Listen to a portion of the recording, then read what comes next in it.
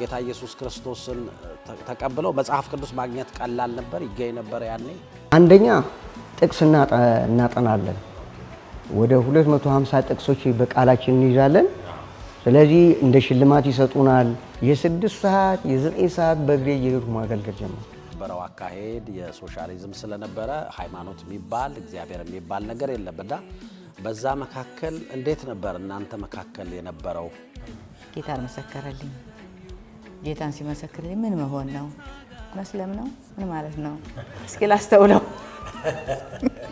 እኔ በላይ ላይ ያለውን ነገር አላቀም ጠንቋይ ለጠንቋይ ሲወስዱኝ ነው የኖሩት እቴን አስሮ ደብድቧል እንዲ ዘግዝቆ ሲወፍ ይላል አንገረባት አውጪ ምን ሲደረግ ነበር ከናንተ ቤት ምንድነው የሚደረገው ይያሉ እሷም ልጅ ናታ ምንም ያወኩት ማየው ነገር የለኝም ይያለሽ ደበደባት ቀጠቀጧት እኔ መጸለየው መቼ ነው ስል ለምግብ ስቀር እግዚአብሔር ሆይ ባርክልኝ ለምን ነው ችግር እንዲያገኘኝ አልፈልግም ይላል ወጣላይ ወንጌል አልጋ ባልጋ ይሆንም ብዬ ነው ለዚህ ትልቁ ደግሞ ብርቱ ዋና ለኔ ግንድ እሷ ናት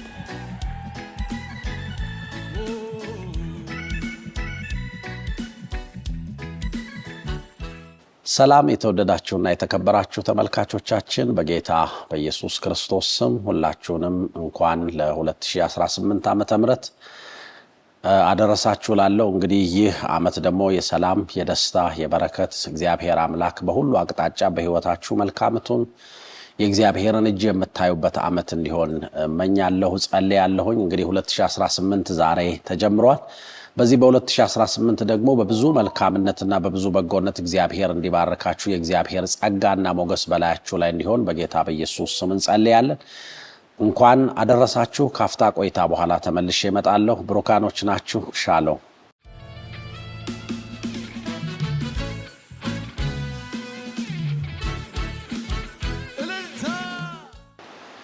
የተወደዳችሁ ተመልካቾቻችን እንግዲህ ዛሬ በዚህ በበዓል ቆይታችን ሁለት ባልና ሚስት የሆኑ እንግዶችን ይዤላችሁ መጥቻለሁኝ እንግዲህ ወንጌላዊ መለሰንና ወይዘሮ ናኑን በመካከላችን ተገኝተዋል በዚህ በጎስፕል ቲቪ ስቱዲዮ ውስጥ ነው የምንገኘው አሁን እንኳን አደረሳችሁ እንግዲህ በዚህ ቀን ደግሞ እነዚህ የተወደዱ ለረጅም ዘመን በወጌታ ወንጌል ላይ ሥራ ይሰሩ ለብዙ ሰዎች በረከት ይሆኑና ከ50 ዓመት በላይ በአገልግሎት የቆዩ በጣም የተወደዱ እናትና አባት የምድራችን በረከት የሆኑ ሰዎችን እንግዳ አድርጌ በዚህ በስቱዲዮ ውስጥ ጋብዣለሁ እንኳን ደህና መጣችሁ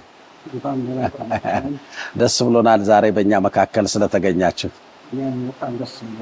እግዚአብሔር ይመስገን በጣም ደስ ይላል እስቲ ዛሬ እንግዲህ በመካከላችን ስለተገኛችሁ በጣም ደስ ብሎኛል ከወንጌላዊ ከርሶ ልጀምርና ባለቤቶትም ራሳቸውን ያስተዋውቁናል እስቲ እንግዲህ እነዚህ የጎስፕል ቲቪ ተመልካቾቻችን ራስዎትን ያስተዋውቋቸው እግዚአብሔር ይመስገን በጣም ደስ ብሎኛል እኔም ለእናንተ በዚህ በተከበረ ስፍራ በመገኘቴ እና እኔ ወንጌላዊ መለሰ ዓለም ይባላለሁ እግዚአብሔር ስሙ የተባረከ ይሁን እግዚአብሔርን ለማገልገል ረጅም ጊዜ ጠገይቶ እግዚአብሔር ረጅም ጊዜ ሰጥቶኝ እግዚአብሔር ባርኮኛል እግዚአብሔር ይመስገን እስቲ እናቴ ራስዎትን ያስተዋውቁን እስቲ እኔ እናኑ ዓለም ይባላለሁ እግዚአብሔር በመልካም ይሄን ስላደረገልኝ በጣም አመሰግናለሁ ረድቶኛል በዚህም ደግሞ ወደናንተ ያደረሰን ፓስተር ደስታም በጣም አመስገን እወዳለሁ ለብዙ ጊዜ እናቀዋለን አውቀዋለሁኝ በጣም የምወደው እግዚአብሔር በሚያውቀው ነገር በጣም የምወደው ለብዙ ነገር ደራሻችን ነው እና እሱን ማመስገን እወዳለሁ ለእናንተ ያደረሰን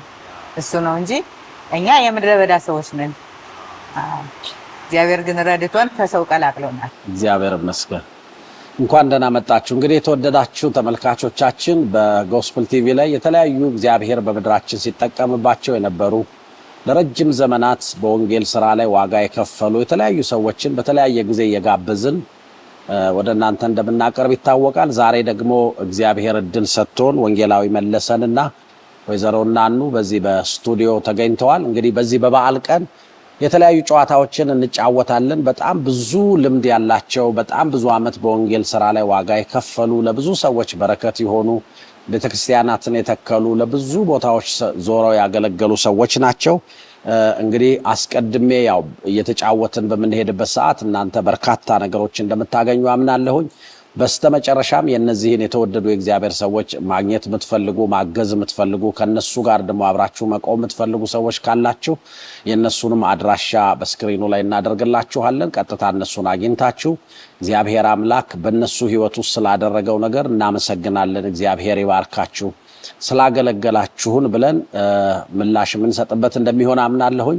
እንደምታውቁት እንግዲህ ለመግቢያ ያክል ያው ሰዎች በረጅም ዘመናት በወንጌል ስራ ይህች ምድር በክርስቶስ ኢየሱስ ወንጌል እንግዲህ ከሐዋርያት ሥራ ምዕራፍ 8 ጀምሮ ከዛሬ 2000 ዓመት ጀምሮ እንግዲህ ወንጌል የደረሳት አገር እንደሆነች ታውቃላችሁ። በተለያየ ምክንያት ወንጌል በብዙ መንገድ በብዙ አይነት ስደት ውስጥ በብዙ መከራ ውስጥ አልፎ ነው አሁን ያለንበት ቦታ የደረሰው።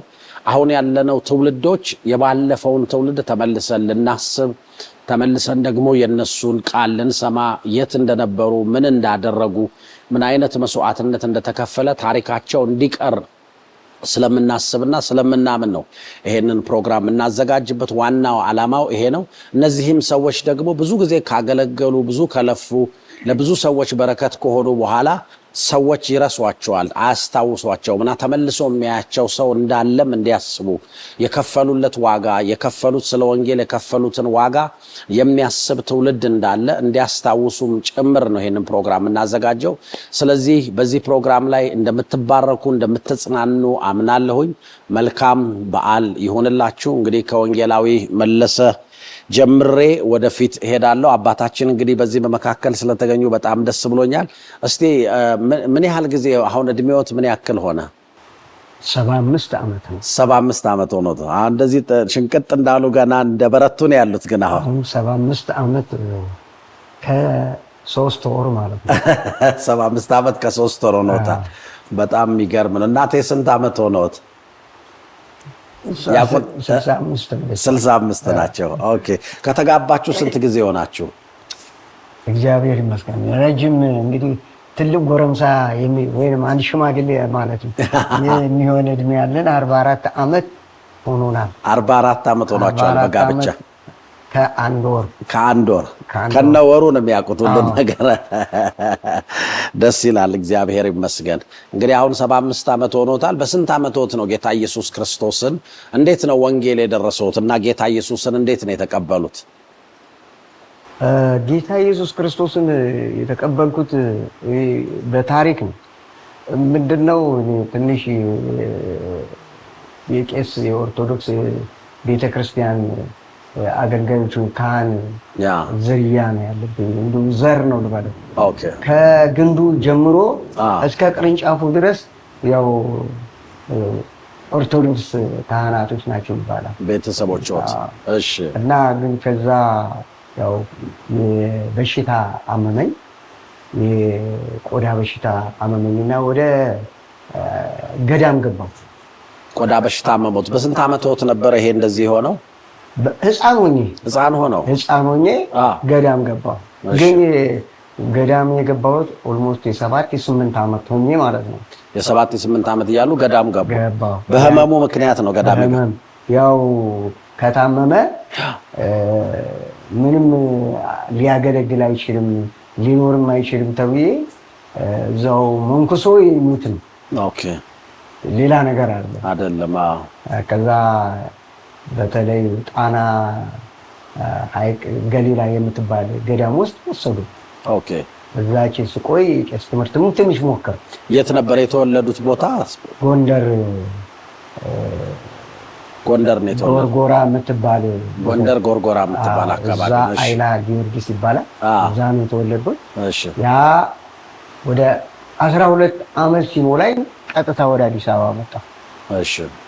አዲስ አበባ ስመጣ እንደ አጋጣሚ ሕክምና ተደረገልኝ።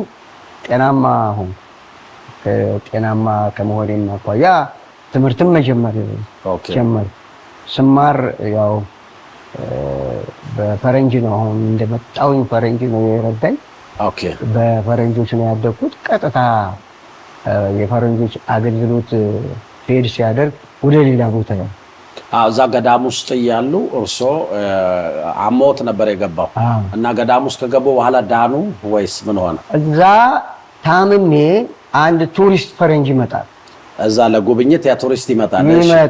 ሲመጣ አንድ ፍሬ ልጅ እዛ በህመም የተጎሳቆለ አንድ ልጅ ያገኛል። ያ ፈረንጅ ምንድነው ሲባል አይ ታሞ እዚህ ቢሞት የሚሞት ተብሎ ነው። አይ የዚህ በሽታ እኮ የሚያድነው አዲስ አበባ ነው ብላ ፈረንጁ ለእኔ መሳፈሪያ 100 ብር ይሰጣል።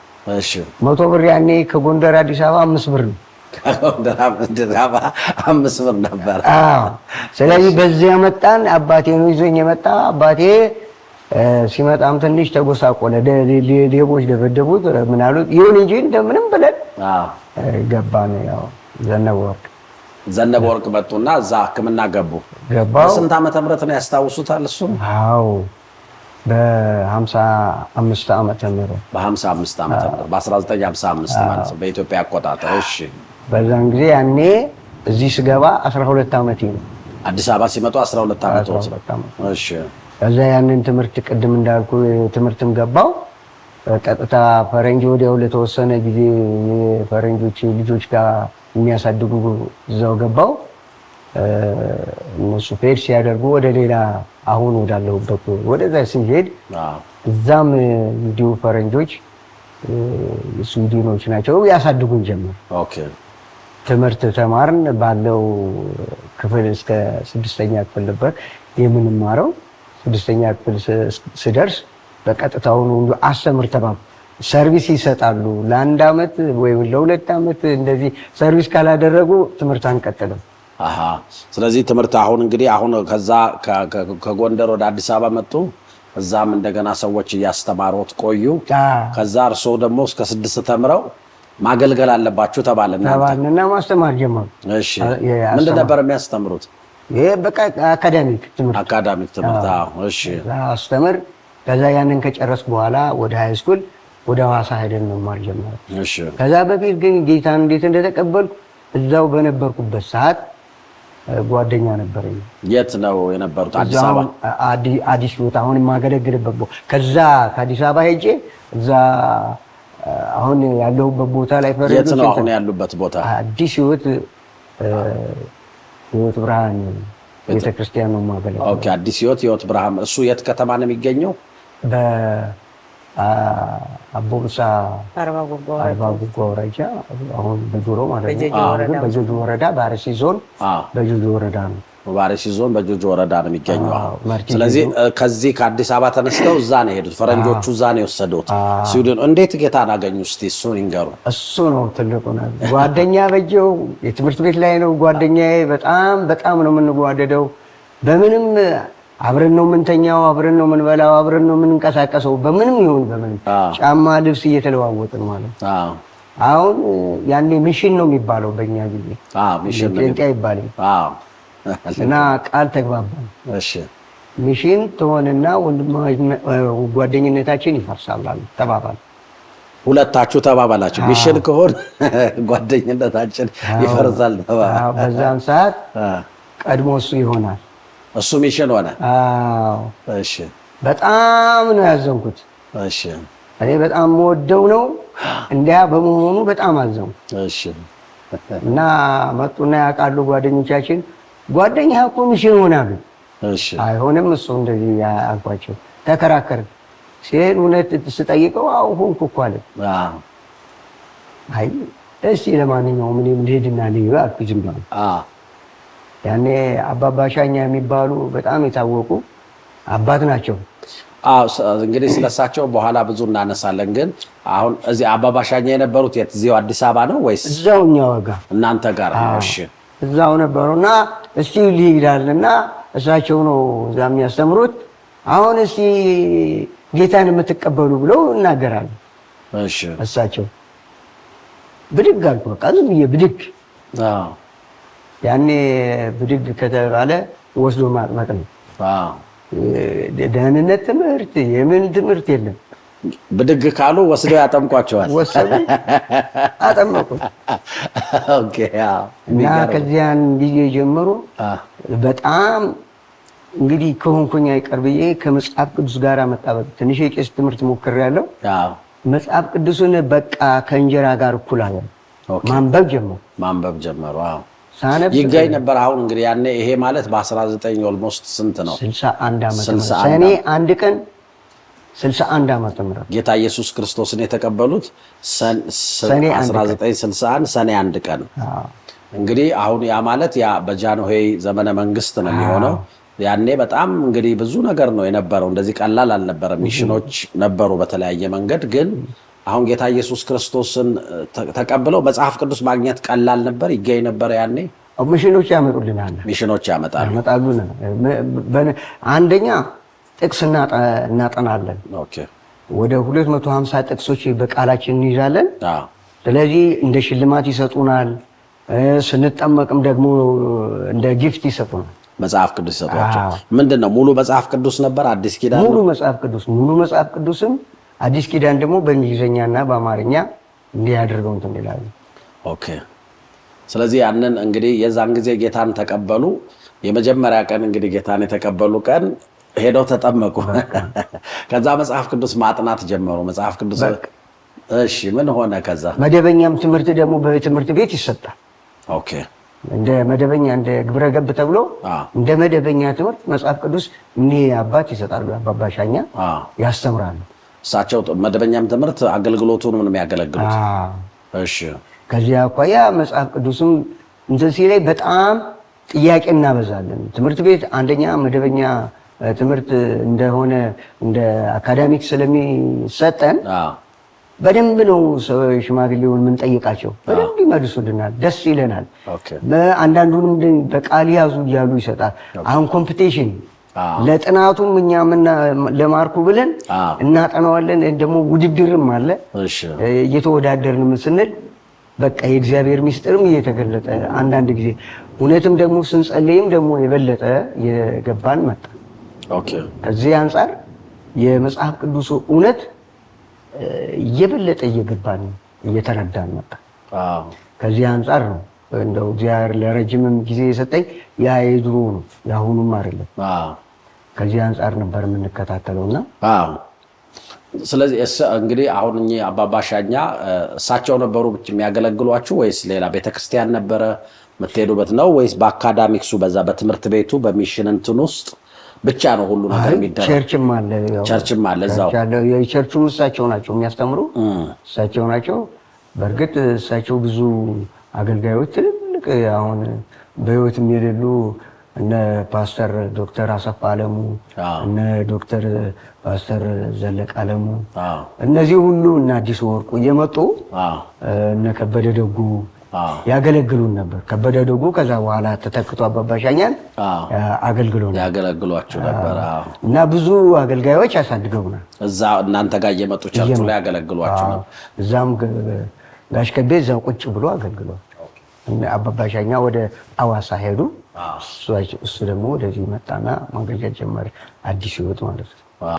የተወደዳችሁና የተከበራችሁ ተመልካቾቻችን እንኳን ለ2018 ዓመተ ምህረት መልካም ደግሞ የሆነ ዓመት በሰላም አደረሳችሁ። ይህ ዓመት ደግሞ የበረከት፣ የሰላም፣ የደስታ፣ የፍቅር፣ የመከናወን በምትፈልጉት አቅጣጫ ደግሞ የእግዚአብሔርን ምሕረትና ቸርነት የምታዩበት ዓመት እንዲሆንላችሁ እንመኛለን። እንግዲህ በጎስፕል ቲቪ በ2018 ደግሞ ለእናንተ መንፈሳዊ ህይወት እድገት እግዚአብሔርን የምታውቁባቸው መልካም ነገሮች ሁሉ የሚተላለፍበት ዓመት ነው የሚሆነው።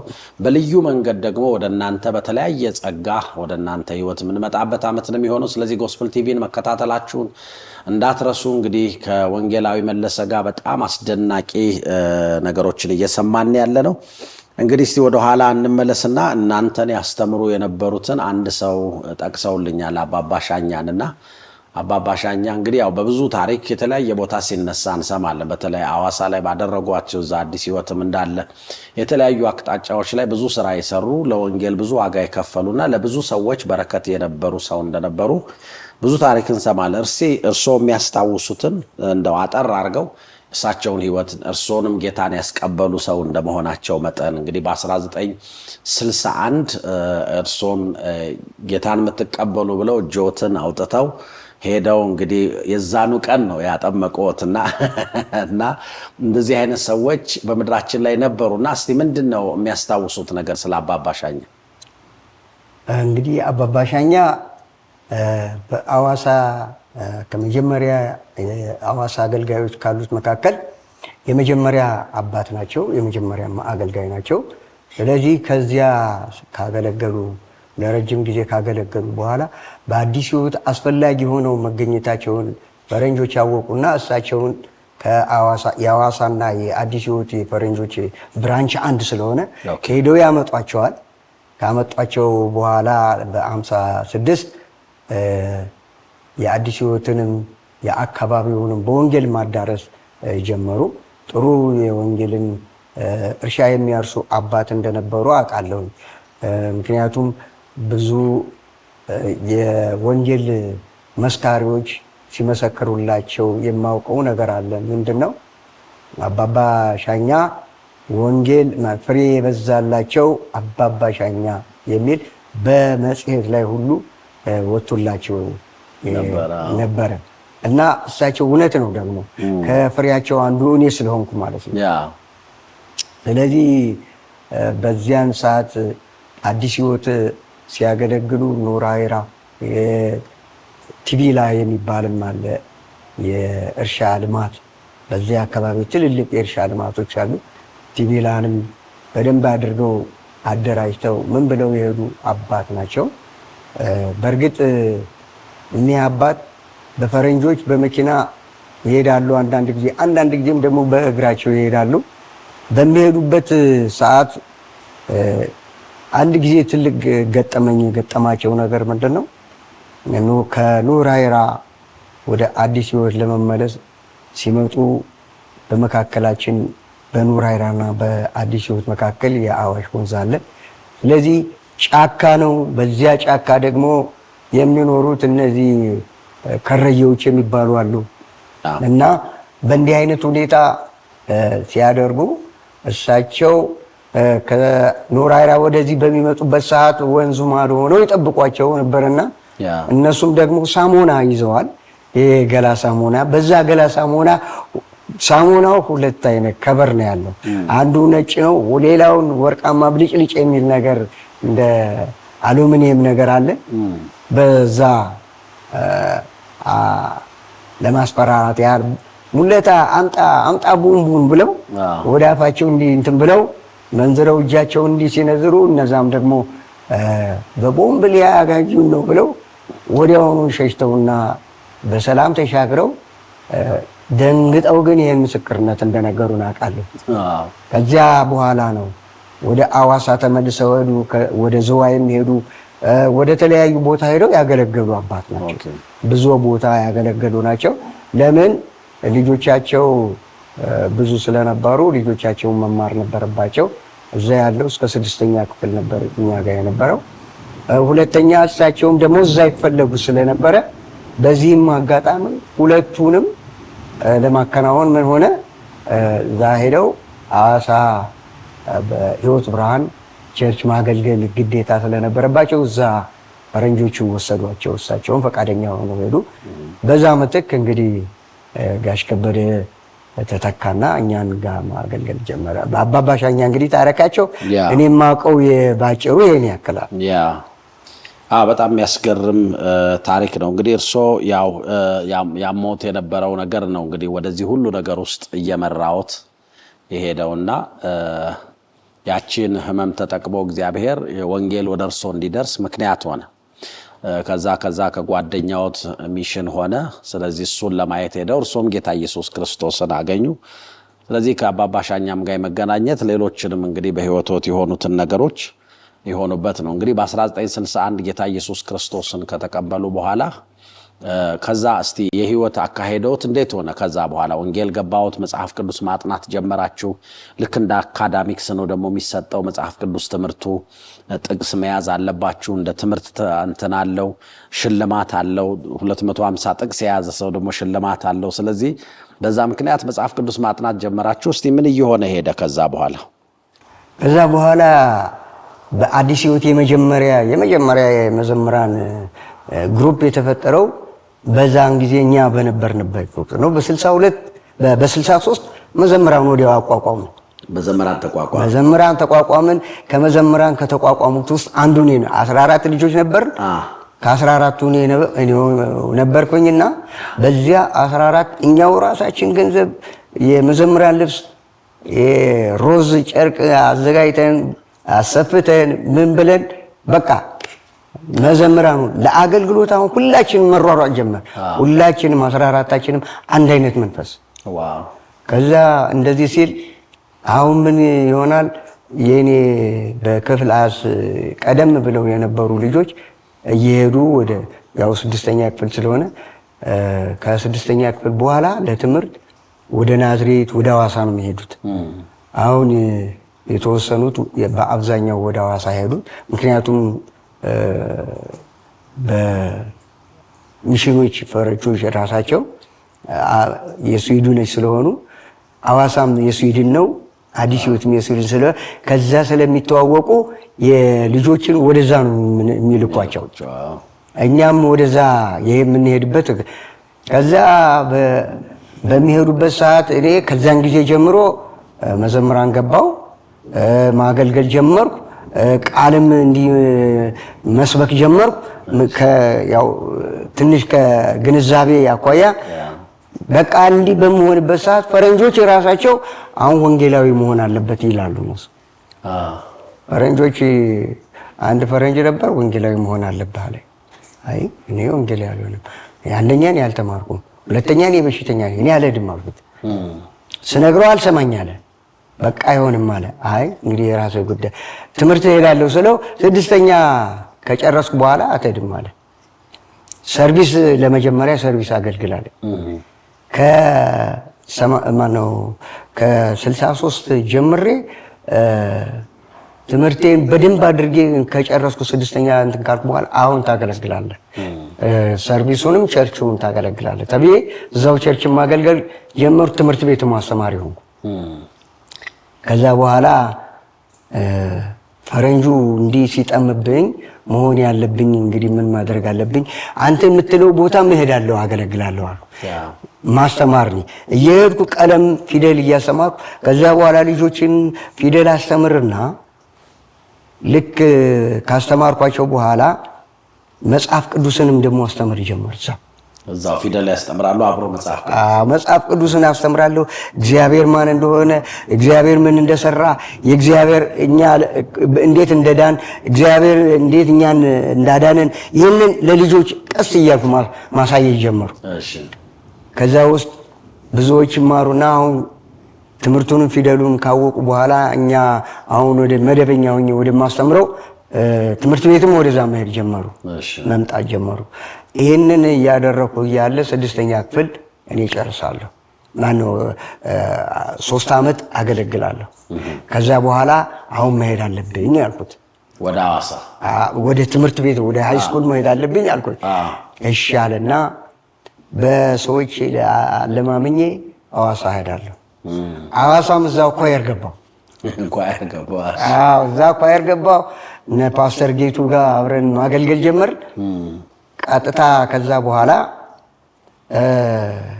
ትምህርቱንም የቀለሙንም እንደገና ደግሞ ቴክኒክ ነበረ የምማረው። ቴክኒኩንም ምኑንም ከተማርኩኝ ከጨረስኩ በኋላ በዛም አገልግሎት በጣም ትልቅ አገልግሎት ነበረን ያኔ። እግዚአብሔር በኃይል በሚራክል ነው ነገሮች ሁሉ መድረክ ላይ ስንቆም የሚያሳየን እግዚአብሔር ትልቅ ክብርና ኃይል ነበር። እግዚአብሔር ያሳየናል። በቃ አጋንንት ቆመን ሲወድቅ ነው ማየ ነበር። እኔ ይገርመኛል። ገና እንደውም መድረኩ ላይ ስንወጣ ሲንጫጫ ነበር የምንሰማውና በጣም ደስ የሚል ጊዜ ነበር። ከዚያ በኋላ በ69 ደግሞ ጨረስኩ። ለ3 ዓመት ተመልሼ እዛው ቦታ ሄድኩ። ወደ አዲስ ሕይወት ስሄድ አሁን ከመጣ እንግዲህ መለሰ ተብዬ ያው በ69 ጨርሼ 70 ዓመተ ምህረት አይደለም 70 ዓመተ ምህረት በመሪ ገባው። መሪነት ገባው።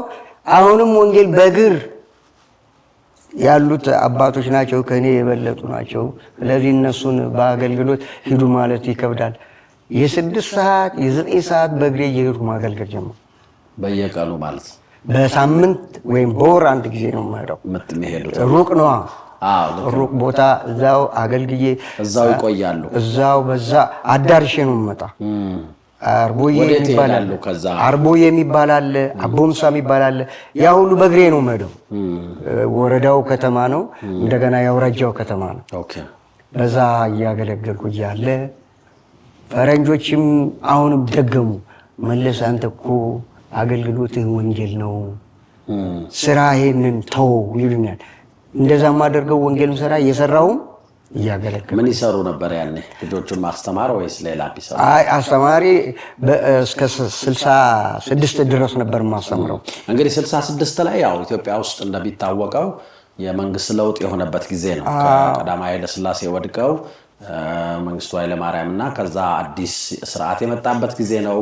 ያው ይታወቃል። ይከተሉት የነበረው አካሄድ የሶሻሊዝም ስለነበረ ሃይማኖት የሚባል እግዚአብሔር የሚባል ነገር የለምና በዛ መካከል እንዴት ነበር እናንተ መካከል የነበረው ነገር? ያችን እስቲ ያንሱልኝ። እሷን በመሃል እሷ ታሪክ አለ።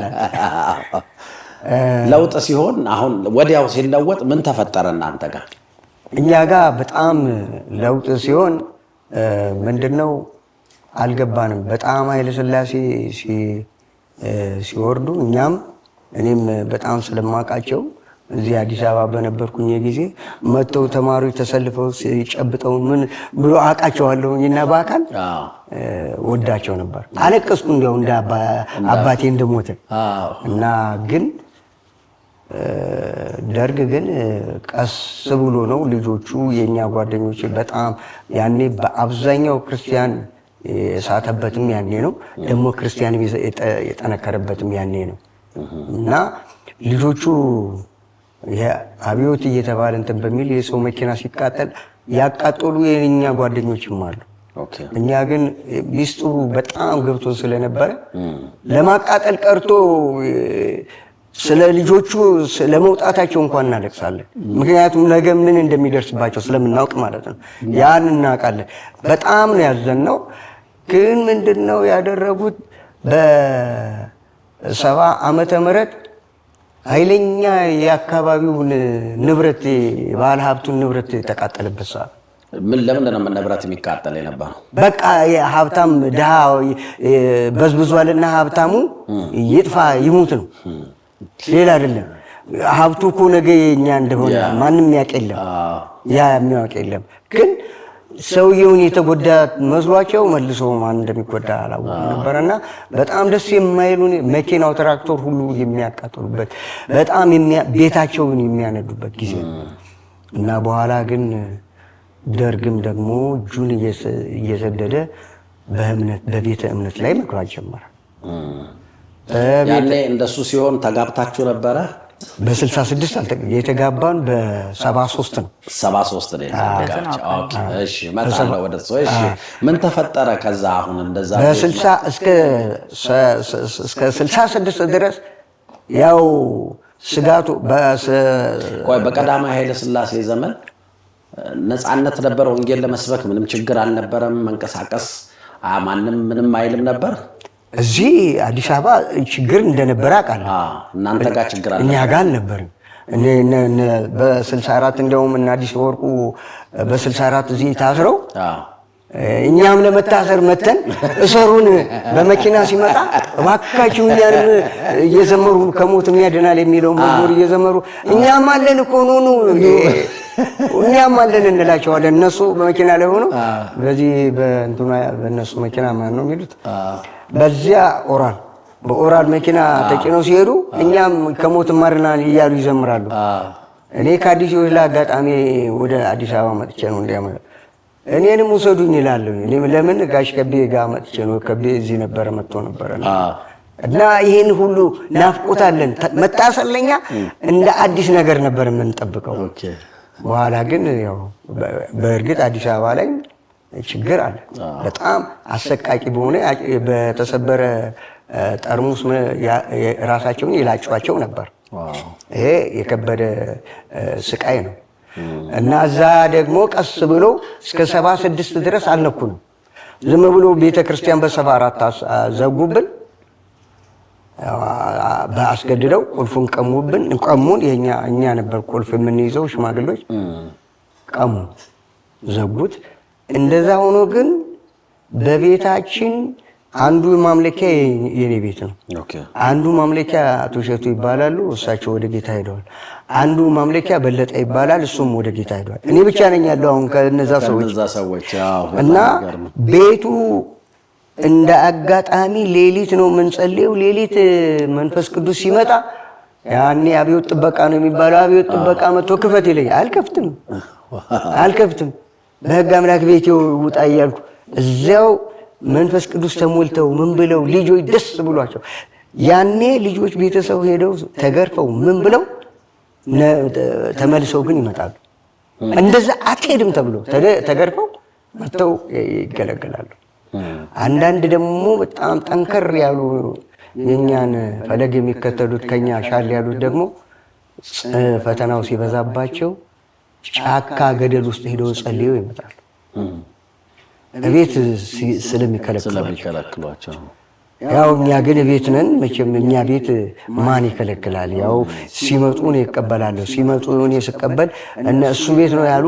ከዛ በኋላ ነገሩ ሲገነትር እሱ ነው እየሰበሰበ እንትን የሚላቸው በመባል በ76 እኔን ማሰር ጀመሩ። ታሰሩ። በ1976 ታሰር። አንድ ወንድም ነበር። ሁሉን ጠቅላላ ጴንጤውን በሙሉ አሰሩና አንድ ጥበቡ ተገኝ የሚባል አለ። ጥበቡ ተገኝና እኔ ብቻ ቀረን። ሌላው በሙሉ ታሰረ። ማነው ተፈታ፣ ወደ ቤቱ ሄደ። ሌላውን በሙሉ ሲፈቱ እናንተን አስቀሯችሁ? ሁለታችንን አስቀሩ። ያም ኃይለኛ ቀልጣፋ ተናጋሪ ነው። በጣም ልጅ ነው እንግዲህ እኔ አስተምሬዋለሁ፣ ግን ቀልጣፋ ነው። ስለዚህ ቋቋ ያደርግባቸዋል በሀሳቡ። ወዲያው ምንም እንትን ሊላቸው አልቻለም። ከዚህ አንጻር እግዚአብሔር ረዳን።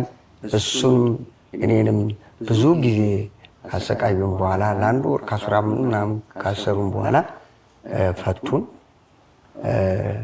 ይቀልዱብን ነበረ። ስራ አስኪያጃችን፣ የኔ የስራ አስኪያጅ በጣም ነበር የሚያሾፍብኝ፣ ግን በመታሰሬ ማለት ነው። ያው ስራዬን ይወደዋል። ቢሆንም ግን እግዚአብሔር ደግሞ በክብር በኋላ ምንም ነገር ቢፈልጉ አንድ ነገር ቢፈልጉ ምን ቢሉ በብዙ ስራ ቦታ ተመድቤ ነበር። በዚያ ስራ ተመድቤ ይሄ ነው ተብሎ ጉድፈት አልነበረም። ስራው ጥሩ ነው፣ ግን ልጆቻችንን አበላሸ እንትን ይሉ ነበር።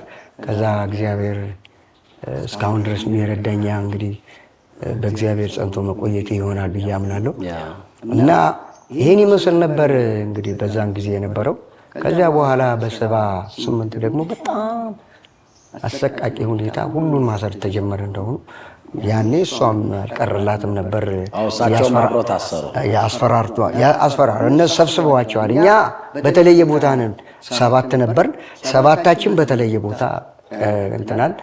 አንድ ልጅ አለች እኛ ያሳደግኳት፣ የመጀመሪያ ያሳደግኳት የሷ ትንሽ የመጨረሻ እህቷ ናት። እንደ ልጅ ነው ማለት ልጆቼ የምላቸው 3 ያሳደግኳቸው ልጆች ስላሉ ነው። እና እሷ እኔ ታስሬ እንዳይ ቅጥቅጥ አድርገው ሲመቷት አንጀቴ ነው።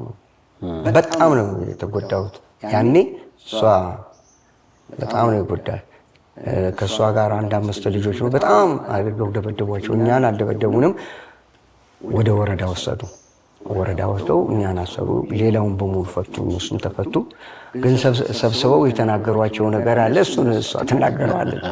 እና እግዚአብሔር ይህን ሁሉ በዛን ጊዜ በደርግ ጊዜ የነበረው ክፉ ነገር ይህንን አውቃለሁ። ቢሆንም ግን የሚገርመው ፍቅር አለኝ ለነሱ። ይወዷቸው ነበር። በቀጥታውኑ ያሰሩኝን ሰዎች ሁሉ ሄጄ ቢሯቸው በአንድ ጊዜ ያኔ እኮ ሕጉና ስርዓቱን ያስገደዳችሁ እግዚአብሔርን አሁን ጊዜ ሰጥቷቸዋል፣ ቶሎ ብላችሁ ንስሐ ግቡ ብዬ የነገርኳቸው የመሰከርኩላቸው ብዙዎች አሉ እና የተመለሱም አሉ። እኔ በጣም ልቤን ሳያውቁ ነው፣ በታማኝነት ነው የሚያገለግሉት። ግን እውነት አይደለም። እውነት ባይሆንም ግን ጉልበት አፈሙዝ አስገድዷቸው እንደሆነ ስለማቅ ነው። እና እግዚአብሔር እንደዚህ ያለ የጸና ልብ እግዚአብሔር ሰጥቶኝ ስለነበር ጌታን አመሰግናለሁ።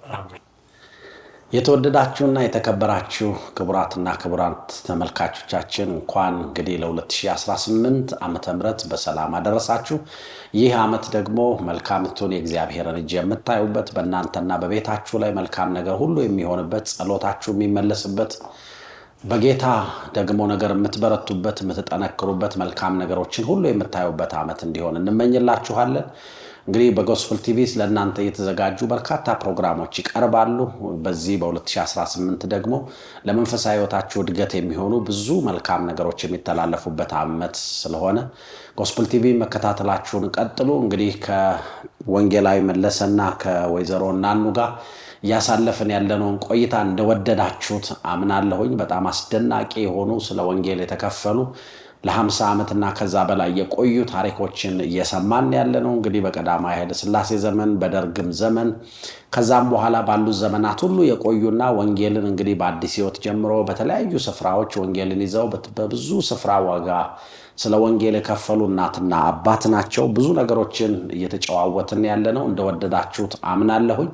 እንግዲህ አሁን ደግሞ ጥያቄን ወደ ወይዘሮ እናኑ ልምጣና እስቲ እንዴት ወደ ጋብቻ መጣችሁ?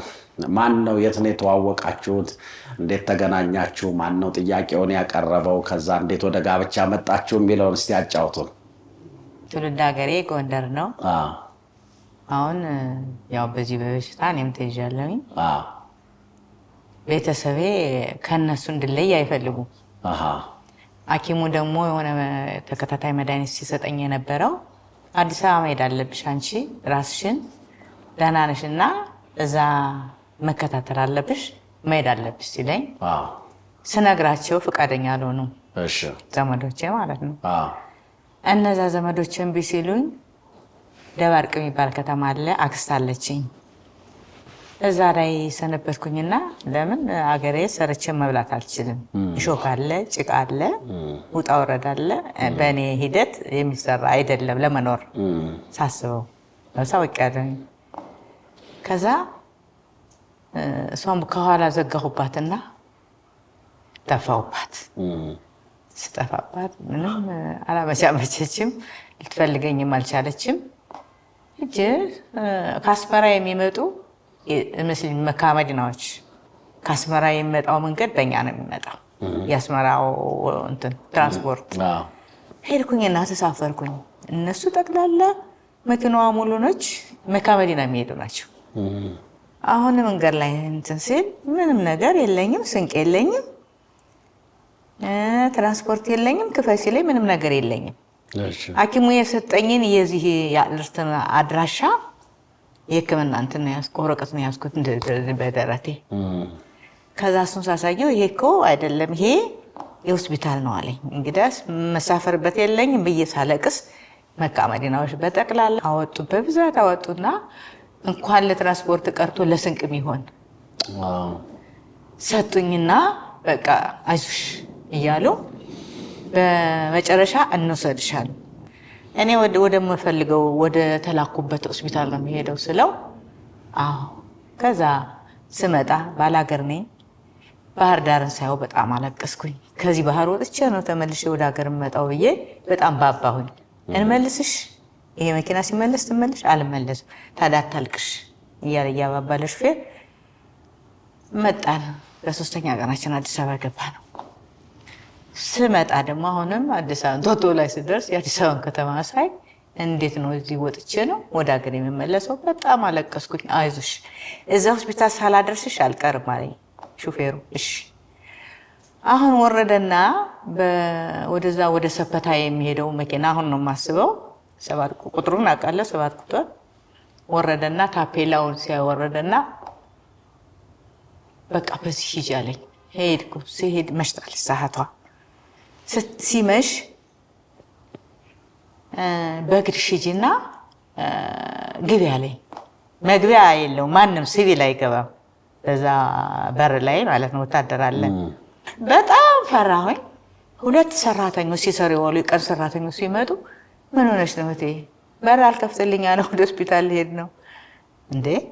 አዎ ይሄማ መግቢያ አይደለም። ሰራተኞች ስለሆኑ ተከፈተላቸው። እነሱ ገቡ። 2 ናቸው። ከዛ እንዴችንማ ጅብ እንዲበላ ትተና እንሄድም አሉና ወሰዱኝ፣ ያስገቡኝ። ሳድር ያ ሐኪሙ አደራ ሰጥቷቸዋል ሆስፒታሎቹ።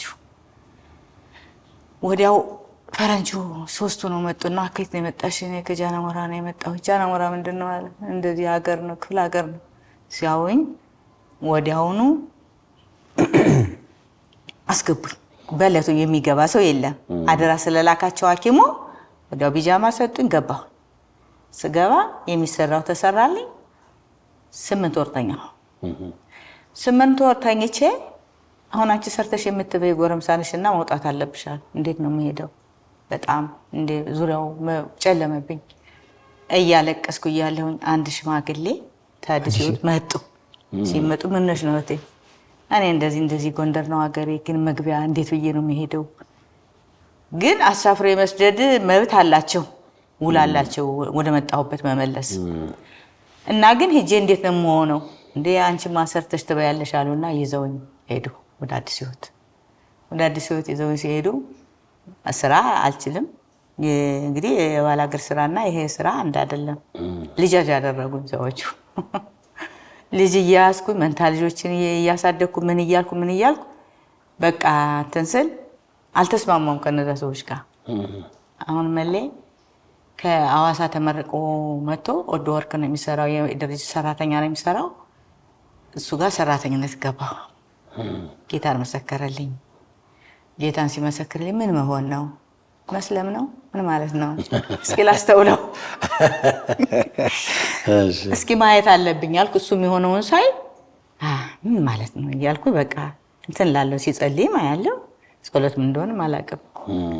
አሁን ቀስ በቀስ ከዛ ላይ እኔ አንድ አገልጋይ መጡና ከሐዋሳ ነው የመጡት። ከሐዋሳ ነው የመጣው። እህቴ ከመገቤ በፊት ጌታን አግኝተሻል? ጌታ ምንድን ነው?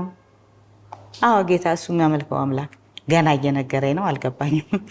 አሁን ቃል ትገቢያለሽ ከመመገቤ በፊት። ምን? በቃ ወደ እኛ ስንሄድ ቸርች ትሄጃለሽ? እንዲበላ ነው ሰውዬው እንጂ ፈቃደኛ ሆኜ አይደለም። እሱ መብቴን እየጠበቀ ነው። መሰከረልኝ እንጂ ግዳጅ አልወሰደኝም። አረ እሺ እንዲበላ ነው ያሰው። እሺ አዎ አብረን እንሄዳለን። ሄድኩ። ከዛ ላይ ከስከስ ከማይባል አጋንንት ወጣ። እኔ በላይ ላይ ያለውን ነገር አላውቅም። ጠንቋይ ሲወስዱኝ ነው የኖሩት። እኔ የዘሬ የሚያመልከው ሳይሆን የራሱን ነው የሾመብኝ። ሰይጣንና አዝዞ ከኔ ላይ እንትን ያለው ነው። ከዛ እንደዛ ብዬ ስኖር ሰራተኝነት ተቀጥሬ ያለው መሌጋ ጌታን የተቀበልኩበት በዛኛው አገልጋይ አማካኝነት ነው። እንዲበላ ነው እንጂ እንድቀበል አይደለም። አሁን እንደዛ ስንኖር ስደት መጣ። ስደት ሲመጣ አልጸናሁኝም፣ ገና ነኝ። ያው ጥምቀት ደግሞ ጌታን ተቀበል። ያን ጊዜ እንኳን ጥምቀት ቀርቶ በየሽርንጉቻውና ገናንን የሚከበር በየጫካው ተሄዶ ነው። ማነው ደህንነት ተምሮ ጥምቀት የምንወስደው? ደህንነት ሳልማር ነው ጥምቀት የወሰድኩኝ። ደህንነትን አሁን ነው እያገኘሁት ያለ። ከዛ እንደዛ ሁነን በዛ መካከል መሌ ታሰረ። መሌ ሲታሰር በዛን ሰዓት ነው ጥንካሬ ያገኘሁኝ። እኔ በጣም እውነቴን ነው። እኔ ጌታን ተማርኩ የምለው በዛ ነው። ሞራል ሰጠኝ። በጣም ሞራል አገኘሁኝ። አሁን እነሱ ታስረው ስንቅ እያመላለስኩኝ እዚህ ከጤና ጣቢያ ሳመላልስ ምሳ ዘርም ብበላ ካለመለሰ መብላት አልፈልግም። ቡና እዛው ነው የምጠጣ። ዘውዬ የድርጅት መኪና ነው የሚወስደኝ፣ የኛ ድርጅት ማለት ነው። ስመጣም እግዚአብሔር ምስክሬ ነው፣ ብዙ ነገር ይዤ ወደ እነሱ ሲሄድ አፋቸውን ዘግተው እነዛ ሾፌሮች ነገራቸውን ነገር አድርገው ስመጣም ያመጡኛል። ወደ ፖሊስ ጣቢያ ሲሄድ ይወስዱኛል፣ ግዴታቸው። ከዛ እንደብዛ ብለን ስንኖር ወደ ወረዳው ሲሄዱ ከዛ ውስጥ እያለን በአዳራሽ በሙሉ ንስ ቀበሌ ነች። የንስ ቀበሌ ህዝብ በሙሉ ሴቱ ወንዱ ቸርቹ ተቀምጧል አይደለ? በቸርቹ ላይ የተሰበሰበው ህዝቡ። አሁን ያሪዮት አለብ የሚባል ጀግና ከዚህ ጠረጴዛ ላይ ዙሪያውን ሞልቷል። መጀመሪያ የጠየቀኝ እኔን ነው። እህቴን አስሮ ደብድቧል። እንዲ ዘግዝቆ ሾፌ ይላል ነው የገረባት። አውጪ ምን ሲደረግ ነበር ከእናንተ ቤት? ምንድነው የሚደረገው እያሉ እሷም ልጅ ናታ ምንም ያወቅኩት የማየው ነገር የለኝም እያለች ደበደባት፣ ቀጠቀጧት። እነሱ በጎን ታስረው እህቴን ደበደቧት እዛው። ከዛ እንደዛ ሆኖ እያለ ስሜ አለኝ መለሰ። የእርሻ ልማቱ ጸሐፊያቸው ነው እኮ ጓዳቸው እኮ ነው። ጋዜጣ ስታነብ አድረህ ይሄ ስራ አስኪያጁ ምን አለ፣ ይሄን ሰው የምታገኙት ወይንም ደግሞ በምርጫ አጨናንቃችሁ በስራ አጨናንቃችሁ ነው ብሏል። በስንት መረጠው? በትምህርት ሚኒስቴር፣ በመዝናኛ ገንዘብ ያዥነት፣ በድርጅቱ ኃላፊነት አጨናንቁትና እሱ ጌታን ይክዳል እንጂ በዚህ ካልሆነ አይሞትላችሁም አታገኙትም ብሎ ነግሯቸዋል ለዋኖቹ። በስንት ነው የመረጡት? መሌ በስንት ነው የመረጡት? በ3 ድርጅት መረጡት። በገንዘብ ውስጥ ያ ሁሉ ገንዘብ ነክ ሊያጨናንቁት ነው። አሁን እንደዛ ሲሆን ጓዳችን ነው ግን የፈለግነው እኮ ማድረግ እንችላለን አለ። ህዝብ ባለበት ክላሽ እዚህ ላይ ተቀምጧል፣ ሽጉጥ እዚህ ላይ ተቀምጧል። በቃ የጦር መሳሪያዎች እዚህ ላይ ያሉ። መድረክ ላይ ወጣው። የጌታ ቤት መድረክ ነው። ቸርች ላይ ነው የተሰበሰብነው። ተቀምጧል። የህዝብ መደብዘቢያ ሆኗል። ከዛ ይሄ ምንድነው አለኝ። ክላሽ ነው አልኩት። ምን አለበት? ባሩድ። ምን ያደርጋል? እሳት አለበት። ምን ያደርጋል? ሰውን ይገላል። ምን ሆኖ እሳት አንድዶ? ከዛ ይሄስ ያው ነው ስራው። ይሄን ጓዳችን ስለሆነ ነው እንጂ ስላዘነለት ነው እንጂ መግደል እንችላለን አለ። የካዜና ስላልሰበረ ምንም አይመስለኝም አለ ዋነኛው። አዎ የመንግስት ካዜናን አልሰበረም መሌ። ደገመና እንደዛ ሲል ያው ነሽ አለ። ያው ነው። በዛ ሰዓት ነው እንደ ሞራል ያገኘሁ እና ጌታን አጥብቄ ያዝኩት። ከዛም በኋላ ታሰሩ። ወደ ወረዳ ሄዱ። ሽፍታ አለ። ጫካ ነው። ኪሎ ሜትሩን ባላውቀውም ሰው የሚሄድበት አይደለም። ጫካ ነው። ዳገት ነው። በጣም ዳገት ነው። የሚያውቀው ያውቀዋል። ከዛ ስንቅ አቀብላለሁ በአገልግል። በጣም ሩቅ እኮ ነው። በ4 ሰዓት ነው የደረስነው በጉዞ ከሌሊቱ 10 ሰዓት ተነስቼ ማለት ነው። ህዝቡ ከኛ ጋር ነው። ሰው ተሰጥቶኛል። በዛ ጫካ ሲሄድ ሳይክል ከዳገቱ አጠገብ አስቀምጠናል። ሜዳውን በእግር ሄድን። ስንመጣ በሳይክል ነው የምንመጣው። አብሮ ተሰጥቶኛል ሰው ከድርጅቱ ሰው ተደብቆ ጆርናታ እየተሞላላቸው እኔን የሚያጓጉዙ ናቸው። የገና እንትን ስጋ ገብቶልኛል። ያን ስጋ እንዴት ነው የምበላው? ያንን ስጋ ሰራሁኝና በአገልግል ያስኩኝና 25 ኪሎ በሱ አዘጋጀሁኝና ከሱ ጋር የታሰሩት የአሕዛብ ቤተሰቦች ናቸው።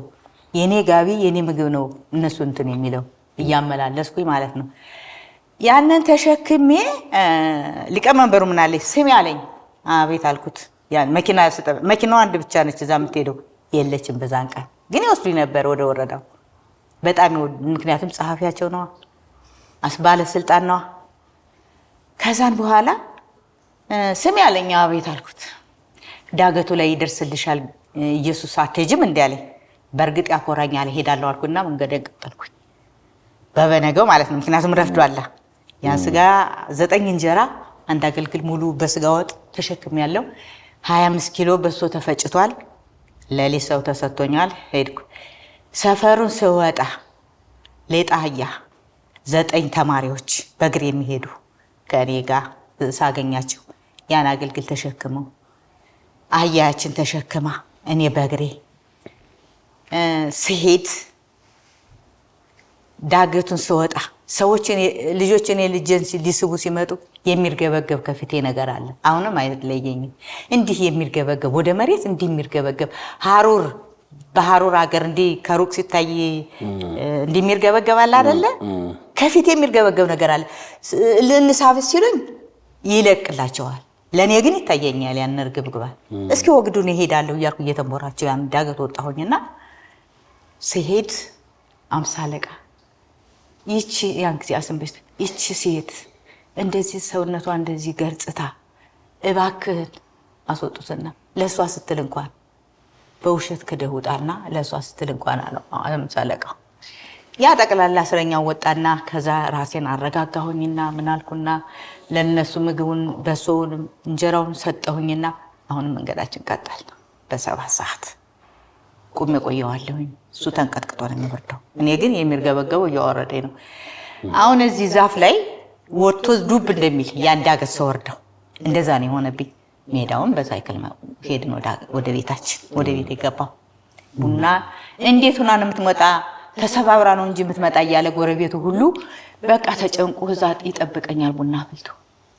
ቁጭ እየጠበኩት ያን ሊቀመንበር ቁጭ እየጠበኩትና ተነሳሁ። ስማ አልኩት። ኢየሱስ ደርሶ ሊሳሳፍር ና ፈትሽ አልወደኩም መጣሁ ብዬ እንትን ስለው ከዛም በኋላ እናቶችና አንድ የሆነ አባት እኔ መግደል መብት አለኝ፣ እስከ መግደል ድረስ መብት አለኝ፣ አሳርፏት፣ አዋረደችኛል፣ ደፋታለሁ ብሎ ይልካቸዋል። ምኑንም አይነካ እንኳን እኔ እስኪ ወንድ ነኝ እንካኝ ተላካችሁ ይሄን ንገሩት አይነካኝ።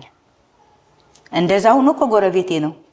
እንደዛ ሆኖ ሾርባ አሰርቶ ይችብት ጦማን ታድራለች፣ ተናዳለች፣ ሾርባ ወሰጅላት ብሎ ሚስቱን ዞርበይ ያንቺን ሾርባ አልጠጣብኝ ትላ ጎረቤቴ እኮ ነው። መጽሐፍ ጥቅሱንና መጽሐፍ ቅዱሱን ቀምቶ በዛች ባርቦዬ ከተማ ወደ አቦምሳ ሲወስዳቸው እኔን ያየተቀጣ ያላዙሮታል ከተማው መልሰን ማለት ነው። ወደ ዋናው ከተማ ሲወስዳቸው ከርቸሌ ሲወስዳቸው ስንት ጊዜ ታሰሩ እሳቸው? 2 ጊዜ ነው 3 ጊዜ ታሰርኩ። 3 ጊዜ ታስረዋል። ከዛ ጋብቻ የፈጸማችሁት ከዛ በኋላ ነው? ከስር አይደለም። ኧረ ተጋብተን ነው። ተጋብታችሁ? ተጋብቼ እኮ ነው። እሺ ስንቅ ማመላለስ ታዲያ የተጋባ ነው። ተጋብቼ እኮ ነው። ባሌው ነው እኮ የጋብቻዋን ስለዘለ እሷ ናት ደግሞ ነጥቧማ። የተጋባ ነው ልክ ጌታን ካመነች በኋላ ውስጧ መንፈሷ ነፃ ሲሆን አሁን በቀጥታ ስታገለግል ምግብ ስታበስልልኝ ለእኔ በጣም የምግብ አቅርቦቷ ተመቸኝ። አይ ወደ ሌላ ከመሄድ እዚሁ ለወጪም ደግሞ ይቀንስልኛል። እሷ ደግሞ በጣም ትወዳት አንዲት ጓደኛለች። ስሜ እኔ እሷን አሁን ላጋብቻ አስቤያታለሁ፣ ንገሪያት፣ እኔ ለእሷ ከምነግራት ታፍራለች እና ንገሪያት አልኳት። አንቺ አሁን እሱ ቢያገባሽ ምን ትለያለሽ ትላታለች። እንዲህ አግኝቸው ነው አለች። ያው እኔ በባህሪ ጥሩ ነኝ መሰል እሺ አለች። ከዛ እንደዛ ከሆነ እንግዲያው ለመሪዎች ማሳወቅ ስላለብኝ የግድ መንገር አለብኝ እንዲህ ስል በጣም ደስ አላቸው መሪዎች። ከዛ በኋላ በ73 ሐምሌ 23 ቀን መጥተው እግዚአብሔር ይባርካቸው ጸለዩልን። በቀጥታ እሷም ወደ ሌላ ቦታ ከምትሄድ እኛ በዛው ተጋባን። እንደ ባልና ሚስት ቤተክርስቲያን ማወቀችን መጥተው ጸለዩልን። ከዚያን ጊዜ ጀምሮ እንግዲህ እንደ ባልና ሚስት ሳይሆን በጣም እንደ ወንድምና ስንት ልጆች ወለዳቸው? ያው 3 ልጆች 4 ልጆች አሳድገናል። 4 ልጆች እንዲሁ ባዮሎጂካሊ በሆነ እንትን አይደለም ግን አሳድገናል። አንዱ ግን በጣም ማቹርድ የሆነ ልጅ ዩኒቨርሲቲ 2 ዓመት ተምሯል። በሱስ ተጠመደ። ናዝሬትን አያውቅም። የሚያውቀው አዲስ ህይወት ነው፣ ገጠር ነገር ነው። ሲመጣ በነፃነት ሃይ የሚለው ነገር የለም። ያገኘውን ዝም ብሎ እኛ ጋር ጥሩ ዘማሪ ነው፣ ጥሩ የሚጸልይ ልጅ ነው። ጥሩ እንደ ኮምፓሽን ልጆች ጋር በጣም አብሮ ያደገ ነው። ሲሰብክ በቃ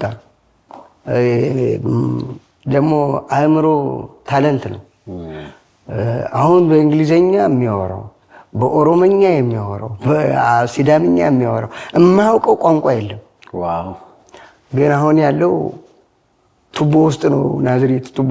ምናልባት ፓስተር ደስታ ያውቀው እንጂ በቃ እዛ ነው ያለ። እግዚአብሔር ነፃ ያወጣ። አዝናለሁ። አራተኛው ማለት ነው። አራተኛው 4 ልጆች ነው። አዎ፣ ሶስቱን ግን እግዚአብሔር ባርኮልኛል። ያው አንዷን እንደው ቤቷን ቢፈርስ ባዝንም በጣም እንደ ልጅም እንደ እናትም ሆና ቤቴን እሷ ጭምር የምትሞላው በጣም ደስ የምትል ልጅ ናት። እግዚአብሔር ይመስገን። እና 3 ልጆች አሉኝ ነው ሙሉ በሙሉ። የታሰሩት ስንት ጊዜ ነው? በደርግ እንግዲህ 76 የመጀመሪያውን 76 የመጀመሪያው ነው። ሁለተኛው 78 ስንት ጊዜ ታሰሩ? የመጀመሪያው 76 1 ወር ከ15 ቀን ነው የታሰሩት። 1 ወር ከ15 ቀን ነው፣ ከ10 ቀን ነው። እሺ 77 ከዛስ በኋላ በ78 1 ወር ከ8 ቀን ነው። 8 ቀን ነው። ያኔ ከባድ የነበረው ያኔ ነው። እንደ ሌባ ወደ 70 በከተማ ያዞሩት ያኔ ነው። አዎ እኔን ያየ ይቀጣ ብለው 76 አይነት መጽሐፍ ያኔ ለክርስቶስ ተሰቃየዋል። ያ በጣም ያንን መጽሐፍ ያዩታል ብዬ እኔ ትንሽ ፈርቼ ነበር። ዝም ብለው ነው ያንተን ያሉት።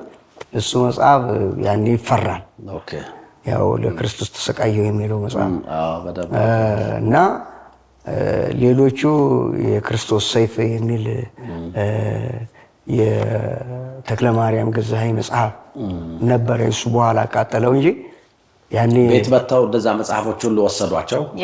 ቤት ብርብር አድርገው በአጋጣሚ እሷ በርትታ እና አንድ ጓደኛችን አህዛብ ነው እሱ ከብት አንድ ላም ነበረችኝ እና ድርቆሽ ነበር። በዛ ድርቆሽ የቸርቹ ጸሐፊ ነኝ። ዶኩሜንቱን እዛ ውስጥ ማድረጋቸው ነው እንጂ ፓስተር ጌቱ ደብዳቤ ጽፎልኝ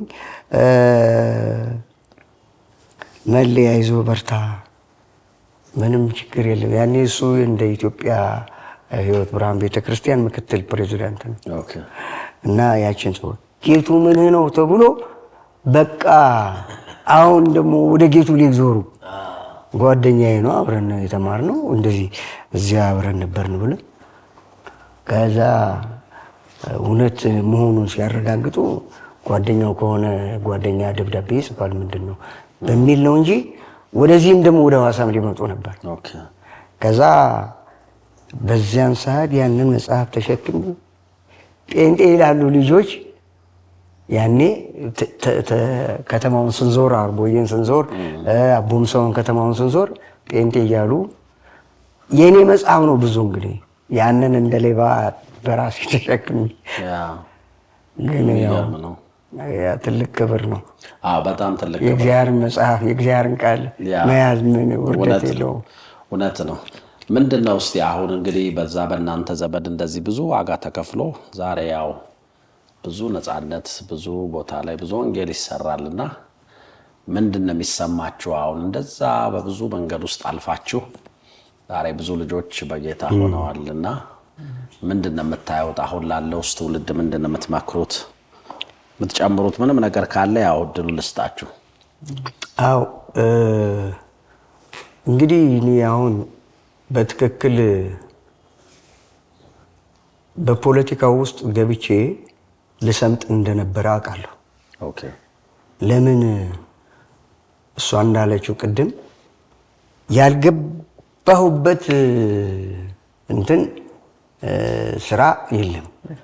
እድር ጸሐፊ ነበርኩ በዛን ሰዓት። ከእድር እንግዲህ ስጀምር በሰራተኛ ማህበር የወረዳው ጸሐፊ ነኝ። በስራ ቦታ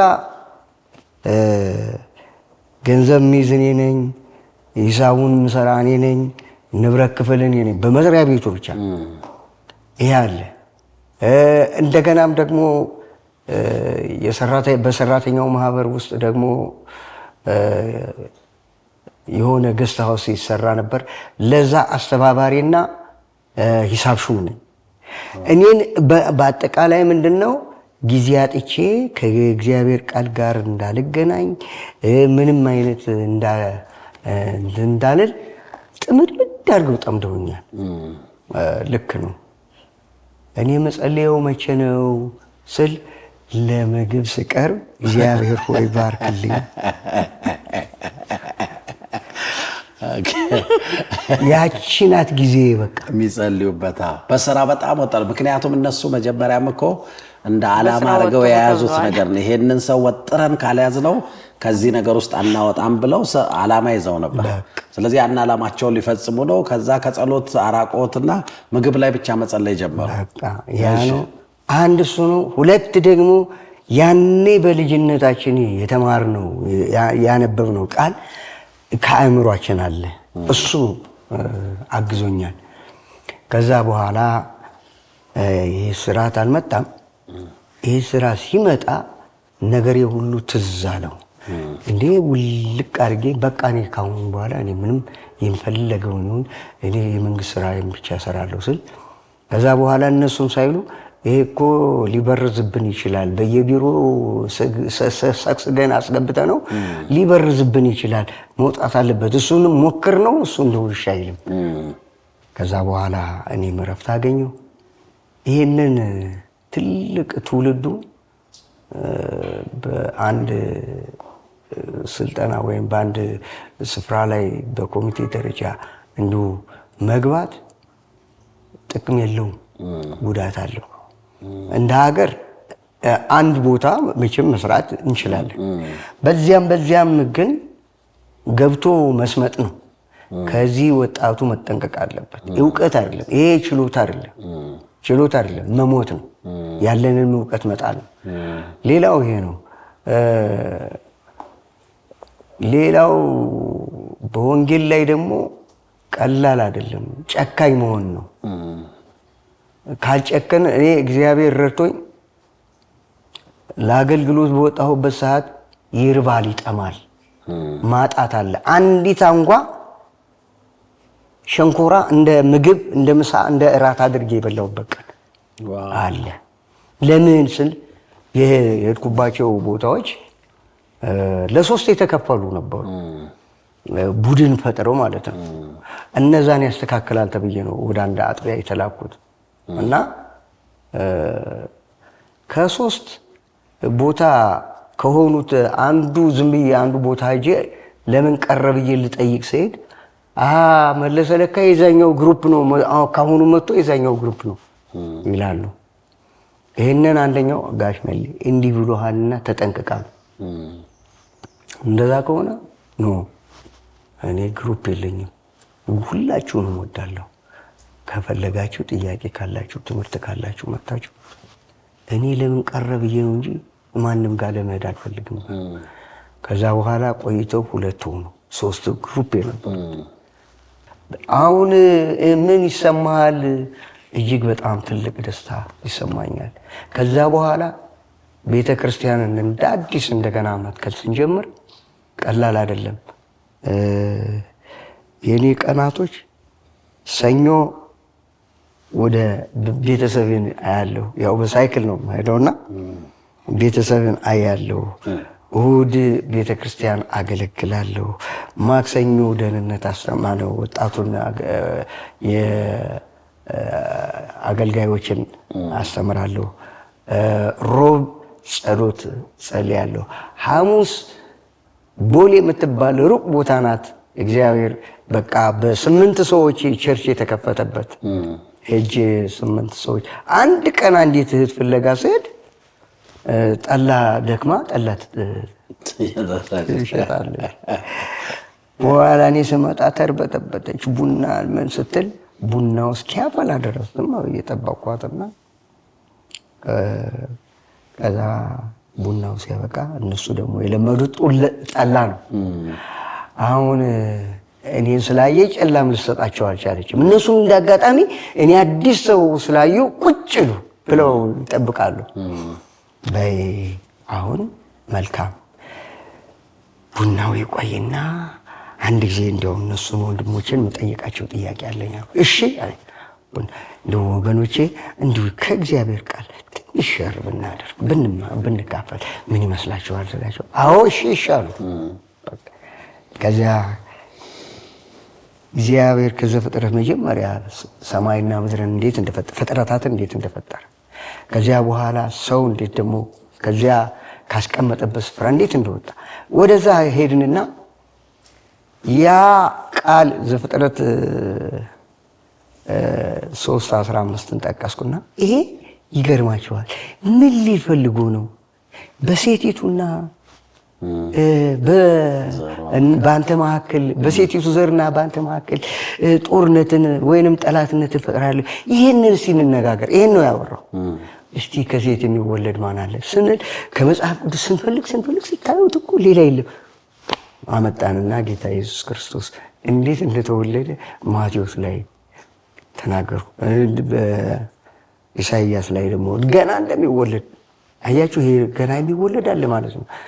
ከዛ የማቴዎስን ከዚያም ሉቃስን ሳሳያቸው እንደው ግረማቸውና ከዚያ ወደ ሞቱ ወደ ምኑ ከትንሣኤው ስንደርስ ዮሐንስን ስናነብ በቃ እውነተኛ ፈውስ አለ ማለት ነው፣ ደህንነት አለ።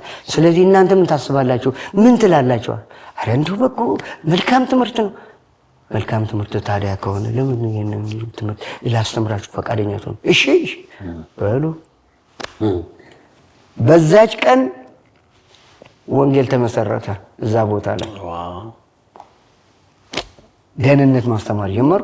ሐሙስ እዛ፣ አርብ መርቴ፣ በቃ ቅዳሜ ደግሞ አባዲስካ የሚባል እሑድ ያው ተስፋዬት የሚባል እዛ ማስተማር። በእንደዚህ ሁኔታ ይሄንን ከዛ በፊት አቦመስ አለ፣ አርቦዬ አለ፣ ቲቢላ የሚባል አለ፣ ኑራይራ በሳይክል ነው የምንሄደው። ሁሉ በጣም 39 ኪሎ ሜትር እንደዚህ የሚሆነው ሁሉ በሳይክል እየሄድን እናገለግል ነበር። በተለይ ኑራይራ 11 ካምፕ አለው። 11ዱን ካምፕ በሙሉ እንሄዳለን። እግዚአብሔር ረድቶን ነው። አሜን። እግዚአብሔር ረድቶን በዚያ ሁሉ አሁን የሚገርመው እኔ ደስ የሚለኝ ግድ አንድ ዲኖሚኔሽን ይፈጠር አይደለም። አሁን በየቦታው የመጀመሪያዎቹ እኛ ነን። አሁን ዲኖሚኔሽናዎች ብዙ የሆኑ እግዚአብሔር ያ ሁሉ እግዚአብሔር በህዝቡ መሃል፣ በክርስቲያኑ መሃል፣ በአካባቢው መሃል ሞገስን ሰጥቶኝ ይሄ ሽማግሌ አሁንም አለ እያሉ ነው የሚያውቁ። እኔን ያውቁኛል፣ እኔ ላላውቃቸው ይችላል። ግን እንዲህ አድርገን ይሉና ይነግሩኛል። እና እግዚአብሔር ይህንን ያደረገ በመጽናት ነው፣ ጸንቶ በመገኘት እንጂ አሁን ደግሞ ችግር እንዲያገኘው ለምን ችግር እንዲያገኘኝ አልፈልግም ይላል ወጣት። አይ ወንጌል አልጋ ባልጋ አይሆንም ብዬ ነው። ለዚህ ትልቁ ደግሞ ብርቱ ዋና ለእኔ ግንድ እሷ ናት። ግንድ ሆነችኝ፣ ተሸከመችኝ እና እግዚአብሔር ይባርካት እላለሁ። እና ይሄን ነው እኔ የምለው። እግዚአብሔር ይመስገን። የተወደዳችሁ ተመልካቾቻችን እንግዲህ በጣም አስደናቂ ምስክርነቶችን የህይወት ደግሞ ተሞክሯቸውንና ልምዳቸውን እያካፈሉን ነው። እናታችንም የሚሉን ካለ የመጨረሻ የሚሉን ጨምሩት ካለ ይቻላል። እና በዛን ሰዓት እንዳለው ለሁለት ሰዎች ነው በመጀመሪያው የድርጅቱ ቅርንጫፍ ተስፋዬት የሚባላል። ለዛ ለሁለት ሰዎች ነው ተከፋፍለው የነበረና እነዛን አንድ አድርጎ ለነዛን እንትን እያለ እያገለገለ እንደገና የት ይሄዳል? ቦሌ ሲሄድ ሲመሰርት መስርቶ ፈረንጆቹን ለምኖ እንትን ቸርች ሰራ፣ ቦታ ገዝቶ ማለት ነው። ቸርቹን ሰራና አዋሽ ስለሚገለበጥ ግንብ ገንብቶ አዋሹን መልሶ ቦታውን ገዝቶ አዋሹን መልሶ ቸርች ከፍቶ አንድ አገልጋይ አስቀምጦ ሄደ። በዛን ሰዓት ስንት ነው ደሞዛችን? 170 ብር ነው የኛ ደሞዝ ማለት ነው። ያ 170 እኔ ደግሞ ገበሬ ነኝ፣ አርሳለሁ፣ አርማለሁ፣ በሮች አሉኝ። በእነዛ በሮች እጠቀማለሁ። 170 ወደ እኔ የማይገባም ወይ ትራንስፖርት ይሆናል ወይንም ደግሞ የአንዳንድ ነገር ነው። ከዛን እንጀራ አርብ ጋግሬ ወጡን አቁላልቼ ወስጄ እዛ ከላልሸለት እመጣለሁ። ተስፋዬት ማለት ነው። እሱ ሲዞር ያን እንጀራ ይሻግታል። እየሻገተ ሳይበላው ይደፋል። ምንድነው ማድረግ ያለብኝ ስለው ባቄላ ግዢልኛል። ባቄላ ገዝቼ ወሰድኩለትና በስኒ ሰፍሮ ነክሮት ያድራል። ሲመጣ የሚመገበው እንዳልቅበት በስኒ ነው የሚሰፍረው። የሚገርም ነው። ያንን ተመግቦ እንዳለው ቅድም አንድ አንጓ ሸንኮራ በልቶ ነው መርቲ ይሄዳል። ይሄ መቀነባበሪያው ፋብሪካው ጋር አሉ ልጆች ለነሱን ይሰብካል። አቦምሳ ይሄዳል። አንድ አገልጋይ ተክሎ ይመጣል። ቦሌ ተተክሎበታል። እያገለገለ ነው አገልጋዩ። እየተራበን እያለ ነው የሚመለሰው። የማይረበው መለሰ ነው። እነዛ ግን አራበን እያሉ ነው እየተውት የመጡ። አቦምሳ ተተከለ፣ ራበን ብሎ መጣ። እንደገና አርቦ እየተተከለ ራቡን ብሎ መጣ። ወረደ ወደ ቆላው ትቢላ። መለሰ ይምጣልን፣ ያ ሌላ አገልጋይ አንፈልግም። መለሰማ እየዞረ ነው የሚተክለው። እንግዳ ሌላ አገልጋይ አንፈልግም። መንበሬዎት መጣ። ይሄ የአፍሪካ ጁስ አሁንም እዛ አስቀመጠ። ያው አገልጋይ ሁሉ ራብተኛ ነው፣ እየተወ መምጣት ነው። አሁን እንደገና በል አንድ ፓስተር ነበረና በል እንግዲህ ወደዚህ ተመለስ፣ ቤተሰብህም አይባክም ብሎ ወደዚህ ወደ ነበረው መለሰው። ሌሎቹ ያው አገልጋዩ ቢሄድም ያሉት ሰዎች ዲያቆናትም ሆነ የተመረጡ ሽማግሌዎች ያን ቤተክርስቲያን አልዘጉትም። የተከፈተው እየተሰራበት ነው። አሁንም ተስፋ ሕይወትም አዳራሹ ሞልቶ እንደገና አዳራሽ ተተክሎ ያ ሙሉ ነው። ፓስተር ያቃል ታሪኩ ይደርሰዋል። ሞልቶ አሁን እሱ የመሰረተው ነው። አንድ ፓስተር ተተክሏል እዛ። አዳራሹ የቀደሙ አዳራሽ ሞልቶ እንደገና ሌላ ቀጥለው ሞልቶ ነው ያለው። አሁን እኛ ወደዚህ ተመለስነ። ወደዚህ ተመለሰ መሌ። አሜን። እግዚአብሔር መልካም ነው። እንግዲህ በጣም ረጅም ታሪክ እንደሚሆን አስባለሁ። የተወደዳችሁ ተመልካቾቻችን እንግዲህ እነዚህ የተወደዱ እግዚአብሔርን ለረጅም ዘመናት ያገለገሉ በወንጌል ላይ ብዙ ዋጋ የከፈሉ አባትና እናት በመካከላችን በዚህ በጎስፕል ቲቪ ተገኝተው በዚህ በበዓል ቀን ከእናንተ ጋር እንደዚህ ቆይታን አሳልፈናል። እንግዲህ ሰፊ ታሪክ ያላቸው ለረጅም እንግዲህ ከ50 ዓመት በላይ የሆነ ታሪክ ነው እያወራን ያለነው። ሁሉንም ለመሸፈን ሊያስቸግር ይችላል። ነገር ግን እነዚህን አባትና እናት መደገፍ የምትፈልጉ ማግኘት የምትፈልጉ ሰዎች የነሱን ስልክ ቀጥታ ስክሪኑ ላይ አሁን በዚህ ሰዓት ይሆንላችኋል። ስለዚህ ደውላችሁ አበረታቷቸው። አለን በሏቸው። እኛ ወንድሞች እህቶች አለን፣ የእናንተ ፍሬዎች ነን። በተለይ ደግሞ በእነሱ ቀጥታ የተገለገላችሁ ሰዎች ከዚህ በፊት በተለያየ መንገድ በእነሱ አገልግሎት እነሱን በግል የምታውቁ ሰዎች አጠገባቸው እንድትቆሙ በሚያስፈልገው ነገር ሁሉ ከእነሱ ጋር እንድትሆኑ ለዚህ ነው ይሄንን ፕሮግራም የሰራነው። ይሄንን በማድረግ ደግሞ ስለምትበረቱ አብራችኋቸውም ስለምትቆሙ እግዚአብሔርን ስለናንተ አመሰግናለሁ። እኛ እንደ ጎስፕል ቴሌቪዥን ለነሱ ያዘጋጀነው ስጦታ አለ። ያንን ስጦታ እንሰጣቸዋለን። ይሄንን ዳቦ ይቆርሱልናል። ከዛ ባርከውን ደግሞ ይሄንን ፕሮግራም በዚህ እናጠቃልላለን ማለት ነው። ስጦታውን ወደዚህ ያመጡልኝና እንግዲህ በጣም እንወዳችኋለን። ስላደረጋችሁት፣ ስለከፈላችሁት ዋጋ፣ ስለሰራችሁት ነገር ሁሉ እግዚአብሔርን ስለናንተ እናመሰግናለን። ይሄንን የፍቅር ስጦታ እንደ ጎስፕል ቲቪ እኛ የምንሰጣችሁ ይሆናል። ይሄ የ50,000 ብር ስጦታ ነው። በጣም እንወዳችኋለን። እግዚአብሔር ያክብርልን። ጌታ ኢየሱስ ክርስቶስ ያክብራችሁ። በጣም እናመሰግናለን ስላገለገላችሁን። ጌታ ይባርክ። አሜን አሜን። አንተ በቤተ ክርስቲያንህና አሜን በአንተ ስም የእግዚአብሔር ምሕረት፣ የእግዚአብሔር እጅ፣ የእግዚአብሔር እውነት ለዘላለም በአገልግሎት በስራ ሁሉ ለቤተ ክርስቲያን ለምታገለግላቸው ለአንተ ለዘሬው ሁሉ ይድረስ። አሜን። በጌታ በኢየሱስ ስም ተባረክ። አሜን። ጌታ ይባርክ። አሜን። እህቴ ብትባርክ በጣም አሜን አሜን። እግዚአብሔር ይባርካችሁ። ጌታ ይባርካችሁ። በእውነት እግዚአብሔር ቤታችሁን በሙሉ ዘራችሁ በሙሉ ይባረክ። እኛን እንዳሰባችሁ እግዚአብሔር እናንተንም ያስብ። የዘላለም አምላክ እግዚአብሔር ሆይ ሁሉን የምትችል አምላክ ወንድሜን ላንተ አሳልፌ የሰጠው ሰፊ ነገር እግዚአብሔር ሆይ ለሱ እንዲሆን ጌታ ሆይ እርዳ። አቤት እግዚአብሔር አምላክ ቤቱ የተባረከ ልጆቹ የተባረኩ የረገጠበት ምድር ሁሉ የተባረከ ይሁን በጌታ በኢየሱስ ክርስቶስ ስም አሜን አሜን አሜን። እኔና ተባረኩ። እኛን እንዳሰባችሁ እግዚአብሔር ያስባችሁ። አሜን አሜን። ያው መልካም በዓል ይሁን። እናታችን ነው እኔ ብለሎ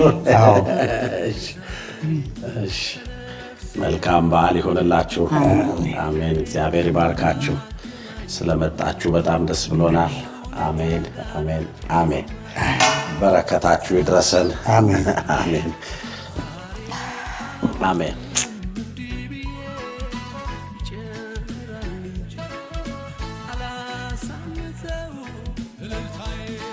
የተወደዳችሁ የጎስፕል ቲቪ ተከታታዮቻችን እንኳን ለ2018 መልካም ዓመት ደግሞ በሰላም አደረሳችሁ።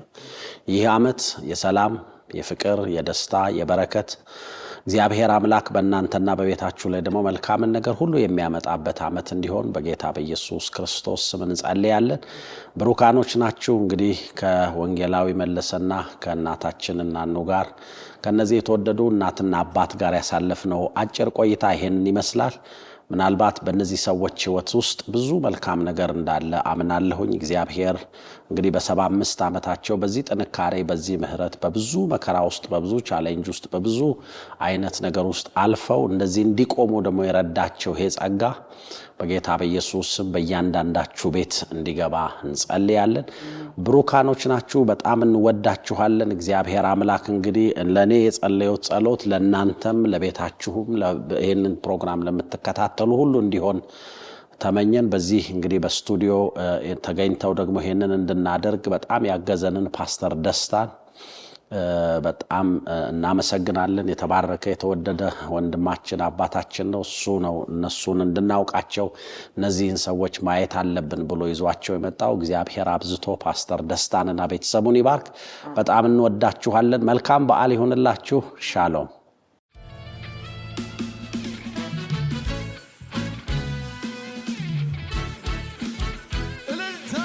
ጌታ ኢየሱስ ክርስቶስን ተቀብለው መጽሐፍ ቅዱስ ማግኘት ቀላል ነበር? ይገኝ ነበር ያኔ? አንደኛ ጥቅስ እናጠናለን።